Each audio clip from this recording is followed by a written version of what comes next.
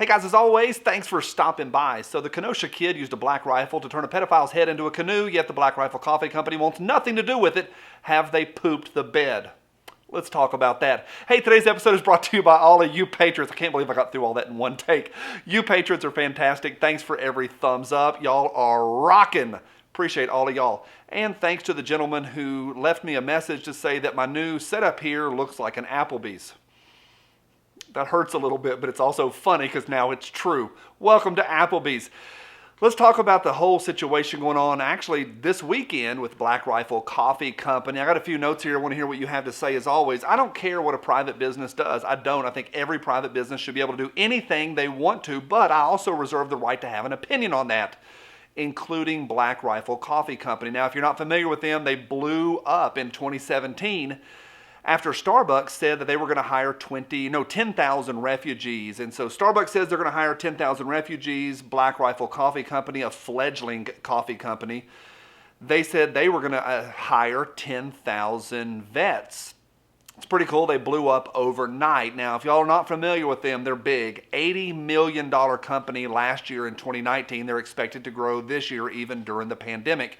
So it's a large whopper of a company, and they're super active in this industry. When I go to shows and trade shows, especially the big ones, they have a massive booth. They're passing out coffee as fast as they can, and they have a lot of celebrities that are sponsored by them. They have an Xfinity car and NASCAR. They're big. Like, they have some of the best commercials out there, some of the raunchiest commercials out there too. They're not family friendly, some of them, but they're funny and they're really well done. Matt Best now is a celebrity in his own right.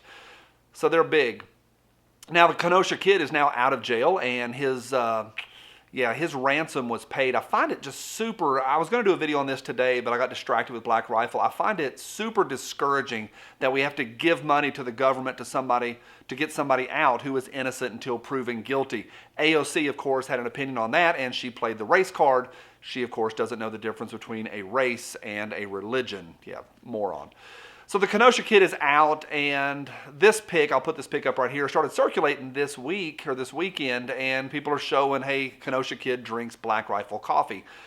I don't know. He probably has the t-shirt. Not many 17-year-olds. A lot of them don't even care for coffee yet. They're still on Monster energy drinks. I don't know. I'm also not a big fan of anytime companies are rushing to slap their logo onto people. I get it. It's a marketing ploy. I get it. But even the NRA, after that shooting down in Texas, the NRA had to get that guy and give him a check and have him now shield for the NRA. I don't like using that word, but kind of. So we have the Black Rifle Coffee Company logo on the Kenosha Kid's chest. And now this next part, I don't have it. Can y'all give me a link on this one? My understanding is that picture was taken by somebody who reps Black Rifle. They're paid by Black Rifle. They used him, put a shirt on the kid's chest or whatever. And then it hits. All that I'm fine with. I'm fine with all of that. Let a private company do what they want. But then the Black Rifle Coffee Company had to come out with a statement to literally distance themselves from the entire situation. And like I opened with, and these are actually words from IV88 Eric. He made an Instagram post about it this morning, and I talked to him a little bit about it a few minutes ago. And Eric was talking about how you have the company who founded their entire name on the actual tool. And then when that tool is used, oh no, they're out. They want to back out of that one. And I want to say this, I don't know if I'm mad, but I'm certainly disappointed. And I do, like I opened with, I reserve the right to have an opinion on any company and what they do. And my opinion is, the Black Rifle. I have strong feelings about it. I don't want to use bad words, but that's pretty lame. I've never made that noise on camera. It's bad. And I think it's just lame-o to distance themselves, especially when this is what they're about. I mean, they're all about vets, and they are all about this industry. And at the next trade event that I go to, they'll have a big giant booth set up trying to get me to promote their product on some level. So I'm not a fan of that. I do want to say this, that I understand that an $80 million company has a lot of mouths to feed, and they are risking more than I am. A lot of individuals, they say, hey, I'm taking a stand, and what they do is they get one sign and jab it in their yard. What are you risking? Like, you're risking having to mow around that little sign, like 7 of your neighbors seeing. That's not that big of a deal in the grand scheme. So I get it that they have to be careful. There's lawyers involved, and maybe they may have facilities or have stuff that they owe money to the bank on. I don't know that, but I do understand there's a lot more risk involved. I get all that. However, why couldn't they just say nothing? How about just lay low rather than coming out and saying we're not associated and we have no relationship with this kid, or stand with him? We've all seen the tape.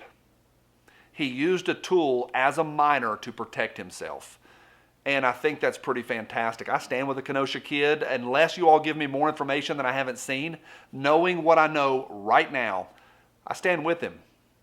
And I find it reprehensible that Black Rifle Coffee Company refuses to. That's my take, at least as of today. Somewhere around here, here it is. Anyone that is against us, this way of life, or are willing to turn their back on the Second Amendment at the first opportunity, yep, surrounded by a pile of hot, steaming brass from my cold, dead hands. Bye.